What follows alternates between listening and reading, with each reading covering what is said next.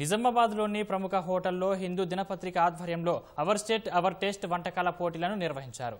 ముఖ్య అతిథిగా ప్రముఖ చెఫ్ సంజయ్ పాల్గొన్నారు.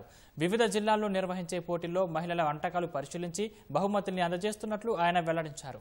ఎంపిక చేసిన విజేతలు రాష్ట్ర స్థాయిలో తమ సమక్షంలో వంట చేయాల్సి ఉంటుందని పేర్కొన్నారు. ఇలా చేయడం వారిలో ఆత్మస్థైర్యం పెరుగుతోందన్నారు. ప్రథమ విజేతకు 2 లక్షల రూపాయలు అందజేస్తామని సంజయ్ తెలిపారు.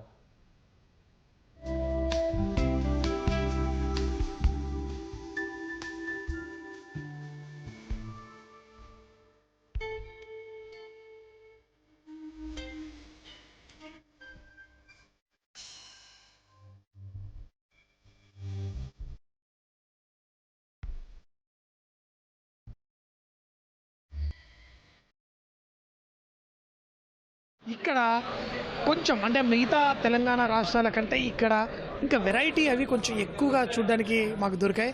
చేగోడి కర్రీ అంటే పచ్చి చేగోడి కర్రీ అని, ఇలా సకినాల్లో వెరైటీ, ఇంకా ముఖ్యంగా ఇక్కడ కొన్ని పాస్తాలతోటి మురుకుల్లా చేసి, అంతేకాకుండా ఇక్కడ పిల్లల కాంట్రిబ్యూషన్ కూడా కొంచెం ఎక్కువగా ఉంది.